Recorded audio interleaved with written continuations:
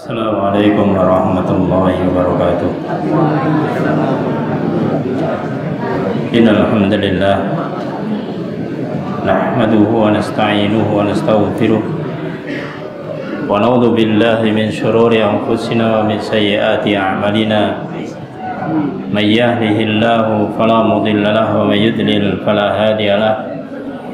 Asyhadu an la ilaha illallah wahdahu la syarika lahu wa asyhadu anna Muhammadan abduhu wa rasuluh. Qala Allah ta'ala fi kitabihil karim, ya ayyuhalladzina amanu taqullaha haqqa tuqatih wa la tamutunna illa wa antum muslimun.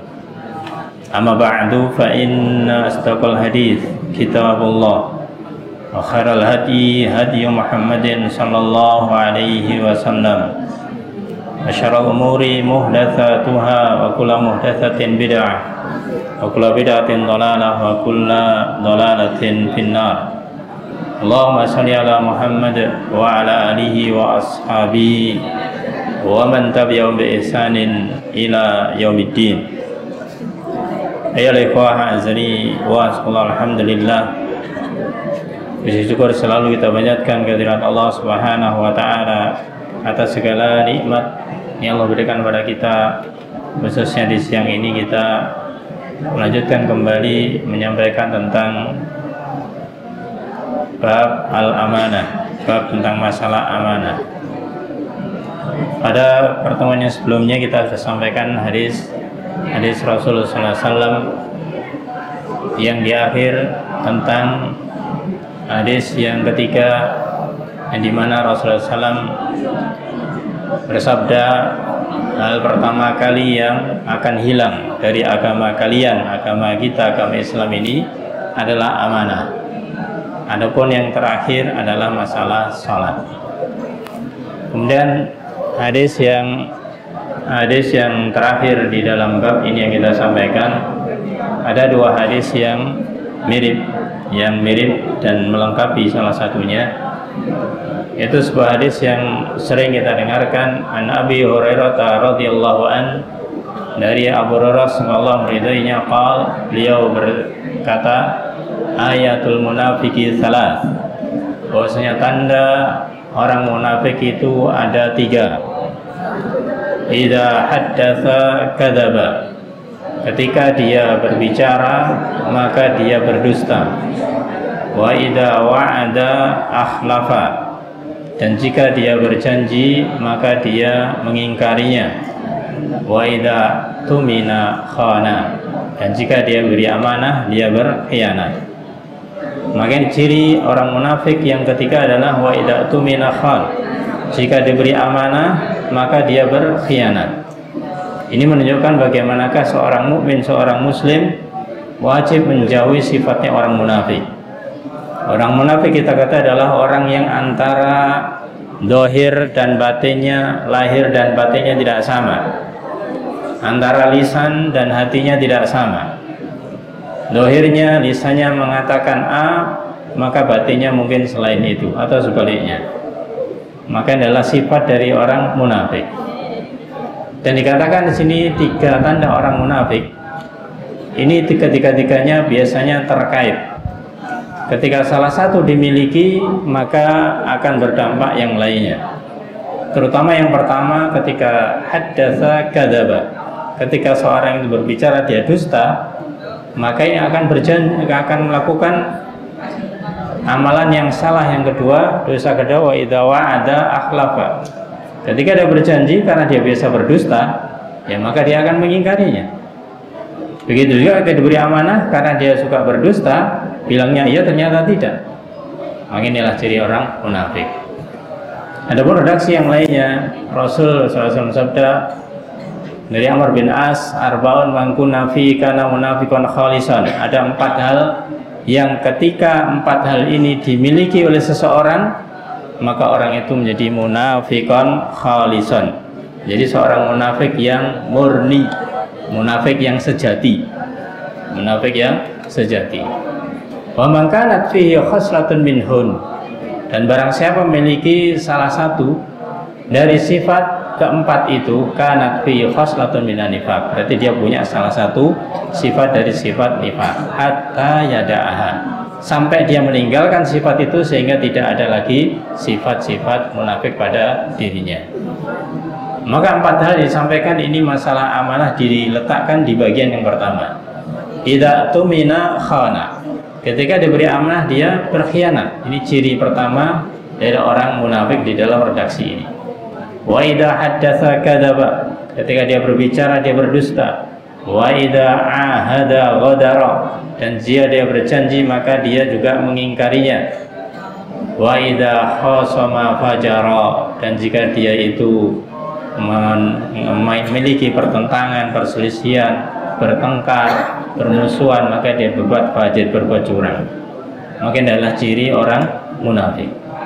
Maka di dalam masalah amanah para jamaah ya ikhwah azani wa azkullah, hendaklah kita tahu bahwasanya siapa yang dia itu mengabaikan amanah, dia memang sengaja memudah-mudahkan amanah. Diberi amanah dia menerima tapi kemudian tidak memperhatikannya. Ini adalah salah satu ciri orang munafik. Nauzubillah min dzalik. Kemudian ya ikhwah azani wa azkullah, kita lebih khusus lagi sekarang masuk kepada diri kita ya, terkait dengan masalah amanah ini. Bagaimanakah kita berupaya, berusaha untuk bisa menjadi pegawai yang amanah, menjadi pegawai yang amanah. Ini dalam rangka watawasau bil haq, berwasiat di dalam kebenaran. Ya, ana dan antum semuanya sama-sama belajar terkait dengan masalah hal ini. Karena mungkin bisa jadi di dalam salah satu amanah kita bisa menunaikan dengan baik dan benar, tapi mungkin di dalam beberapa amanah yang lainnya kita tidak bisa menunaikannya, padahal kita sebenarnya mampu. Ya, maka ini harus kita waspadai. Maka kita semuanya, khususnya di sini, ini adalah semuanya adalah sebagai pegawai dan kita memiliki amanah, memiliki amanah. Maka ketahuilah bahwasanya ini ketika dalam suatu lembaga, ya, termasuk di pesantren ini, maka seorang pegawai itu selayaknya dia itu yang dipilih menjadi pegawai itu adalah memiliki dua kriteria. Yang pertama adalah yang kuat, memiliki kekuatan. Yang kedua adalah amanah.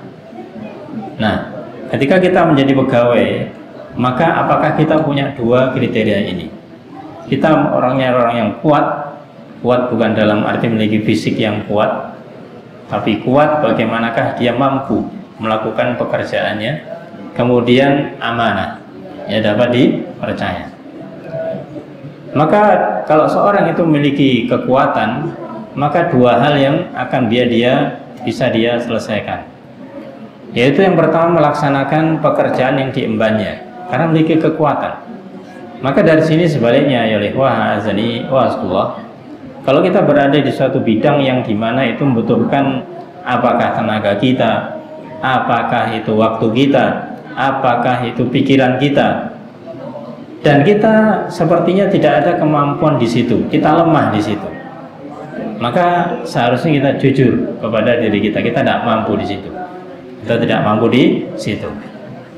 Kalau memang kita tidak mampu, sampaikan bahwasanya kita tidak mampu, sehingga nanti tidak mengkhianati amanah ini. Kalau kita mampu, kita bismillah, kita berusaha. Maka yang pertama adalah melaksanakan pekerjaan diembannya. Kemudian juga ketika itu sudah dilakukan, bisa menunaikan kewajibannya. Tapi dengan kekuatan inilah, maka seorang itu akan bisa melakukan pekerjaan dan menunaikan kewajiban. Kalau orang tidak memiliki kekuatan, maka dia tidak bisa melakukan pekerjaannya, otomatis dia tidak bisa memenuhi kewajibannya. Kadang-kadang ada yang masih termasuk kita, mungkin sebagian-sebagian dari tugas pekerjaan yang diamanahkan kepada kita, maka kita mungkin masih bisa sebagian. Itu maknanya berarti juga kewajibannya masih sebagian yang bisa kita tunaikan. Nah, disinilah perlu kiranya kita itu untuk selalu introspeksi diri, untuk selalu melihat diri kita, bagaimanakah kita berusaha semaksimal mungkin untuk memupuk yang namanya kekuatan ini. Kekuatan baik itu di dalam masalah pikiran kita ketika kita itu banyak dibebani dengan tugas atau pekerjaan berupa berpikir, atau kita diminta untuk secara fisik, maka fisik kita bagaimana ya supaya ini pekerjaannya selesai, kewajibannya juga terpenuhi. Kemudian yang kedua adalah amanah. Maka dengan amanah ini seseorang akan bisa menunaikan sesuai dengan tugas dan tanggung jawabnya. Ada tugas, ada tanggung jawab. Ini sebenarnya melekat jadi satu. Tapi kalau kita misalkan sedikit bedakan, maka tanggung jawab ini lebih luas dibandingkan dengan tugas. Sebenarnya menyatu. Tetapi kalau misalkan kita bedakan, tanggung jawab lebih luas. Kadang-kadang bisa jadi itu bukan tugas kita, tapi kita memiliki tanggung jawab. Contoh, kita semuanya itu ada di bidang yang berbeda-beda. Ada yang tugasnya di bidang madrasah, pendidikan, ada yang di bidang rumah tangga, di bidang keuangan, dan lainnya. Maka tugasnya sendiri pada bidang itu. Tapi tanggung jawabnya selain di bidangnya, maka punya tanggung jawab yang lebih umum. Karena kita sama-sama di pesantren, sama-sama di pondok, maka punya tanggung jawab bersama. Meskipun itu bukan bidang kita. Inilah namanya amanah. Karena memang pada asalnya ketika kita berada di sini, walaupun mungkin tidak ada semacam tulisan secara khusus, ya, kita harus melaksanakan atau punya tanggung jawab seluruhnya, itu sudah menjadi hal yang ma'ruf. Jadi hal yang sudah diketahui. Kalau kita berada di lingkungan pesantren, selain kita di bidang kita sendiri, maka di bidang lain kita juga memiliki rasa tanggung jawab. Maka inilah bagian dari amanah. Kalau kita bisa memfungsikan dengan baik dan benar tugas dan tanggung jawab ini para jemaah ya ikhwah, maka kemudian kita akan bisa meletakkan perkara itu pada tempatnya. Kalau memang itu tugas kita, itu tanggung jawab kita, maka upayakan dengan semaksimal mungkin. Maka kita akan bisa meletakkan pada tempatnya. Kalau itu tugasnya orang lain, tapi kita punya tanggung jawab, maka kita bagaimanakah bisa memberi masukan atau bahkan bisa membantu, yaitu orang lain atau di bidang yang lainnya, karena kita punya tanggung jawab. Tanggung jawab sebagai anggota yang ada di pesantren ini, misalkan demikian. Oleh karena itu para jamaah yang ikhwah, inilah dua hal yang perlu kita jadikan modal sebagai, yaitu pegawai kita sebagai pegawai agar memiliki amanah. Ayo ikhwah azani waskullah. Kemudian dalilnya Allah Subhanahu wa taala telah memberitakan tentang salah seorang putri penduduk Madian. Putri penduduk Madian, bahwasanya putri ini berkata kepada orang tuanya, ayahnya, ketika Nabi Musa itu mengambilkan air untuk keduanya. Ini menunjukkan apa? Menunjukkan Nabi Musa itu bekerja untuk orang tua kedua putri ini. Apa yang dikatakan salah seorang putri itu? Qalat ihdahuma. Berkatalah salah seorang di antara keduanya. Dalam surat Al-Qasas ayat 26. Ya abadi, wahai ayahku, istajirhu inna khaira man istajartal qawiyul amin. Wahai ayahku, istajirhu, ambillah ia sebagai orang yang bekerja kepada kita. Jadikanlah dia itu orang atau pegawai yang nanti kita berikan ajar, berikan upah. Maka ambillah dia sebagai pegawai. Jadi dijadikan pegawai, nanti ketika setelah bekerja diberikan kompensasi, bahasa kita yaitu upah. Inna khairu man istajarta, karena sesungguhnya orang yang paling baik yang kamu ambil untuk bekerja pada kita, yang kita jadikan pegawai, itu ada dua kriteria, yaitu al-qawiyul amin, yaitu al-qawi yang memiliki kekuatan, al-amin lagi dapat dipercaya. Ini menunjukkan bagaimanakah Nabi Musa alaihissalam menunjukkan amanahnya, dan menunjukkan kekuatannya. Ketika diberi amanah untuk melakukan ini, maka beliau melaksanakan amanah tersebut dengan sebaik-baiknya. Ini salah satu sifat yang dimiliki oleh Nabi Musa alaihissalam ketika beliau yaitu bekerja atau melaksanakan pekerjaan dengan dua sifat yang utama, yaitu al-qawi al-amin. Yang mengatakan al-qawi al-amin, maka ini bukanlah Nabi Musa, tapi ditunjukkan oleh Nabi Musa bahwasanya beliau seorang yang kuat dan orang yang memiliki amanah. Maka kita pun juga demikian. Jangan menjustifikasi kita, mengklaim diri kita, oh saya orangnya kuat, saya orangnya amanah.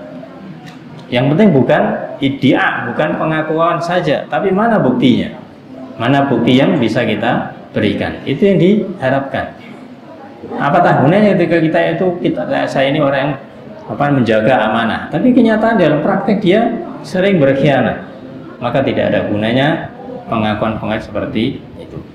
Justru namanya pengakuan dari orang lain, sebagaimana di sini Nabi Musa itu diakui oleh salah satu putri dari penduduk Madian ini ketika beliau itu mengambilkan air untuk keduanya.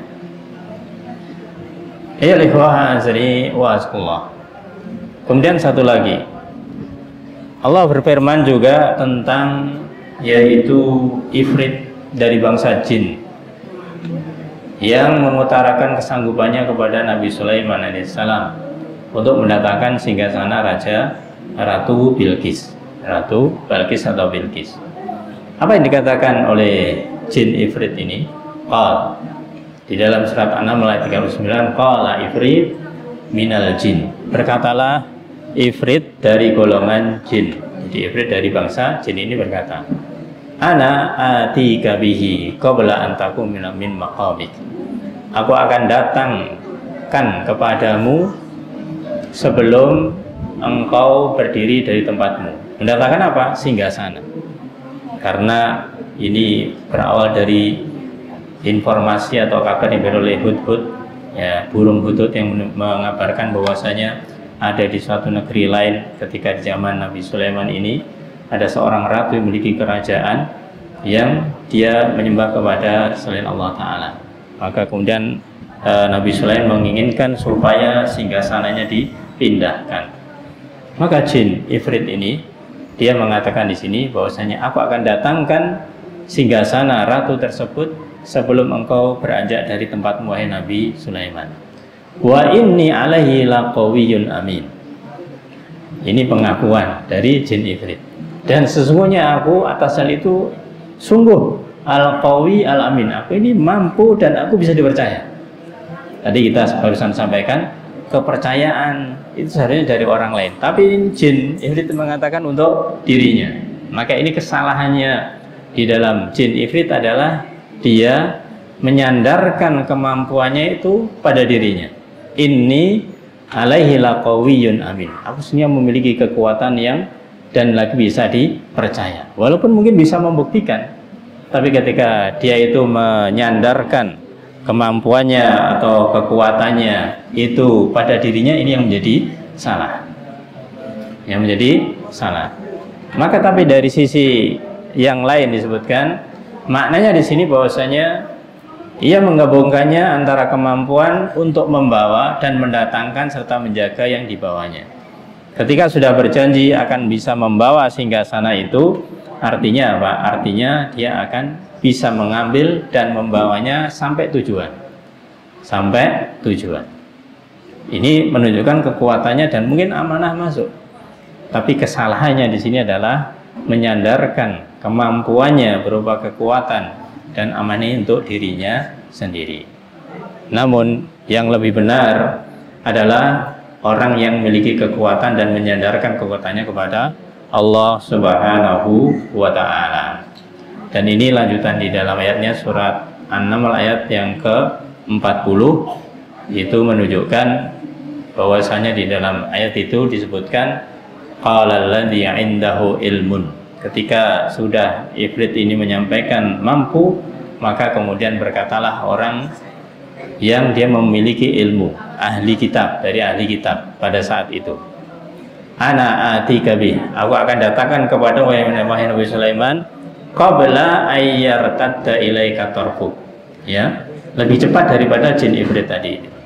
Akan datangkan apa? Akan membawa singgasana kepadamu sebelum matamu berkedip, sebelum mengedipkan mata, lebih cepat. Ya, lebih cepat. Ya, tentunya dipilih yang lebih cepat ini. Falamma ra'ahu mustaqirran indah, maka ketika dalam sekejap mata atau singgasana sudah di situ, apa yang dikatakan oleh orang yang alim ini, punya ilmu ini? Qala hada min fadli rabbi. Ini adalah fadilah, keutamaan dari Rabbku. Tidak menyadarkan kepada siapa? Kepada dirinya, tapi adalah kepada Allah Subhanahu wa ta'ala. Ini justru kekuatannya lebih besar dibandingkan dengan ifrit dari bangsa jin tadi itu. Dan orang alim ini sadar, Allah firmankan berikutnya, liyabluwani ashkuru am akfur. Maka dengan seperti ini Allah mengujiku.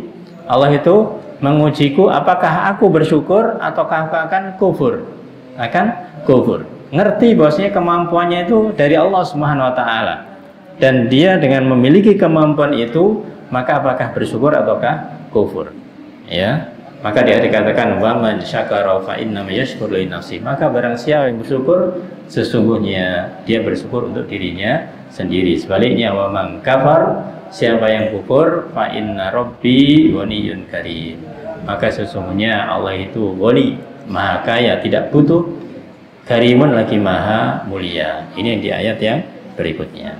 Maka dari sini para jamaah ikhwah azanillah, marilah kita memahami bahwasanya untuk mengemban amanah ini tidak hanya amanah tapi juga berupa kekuatan.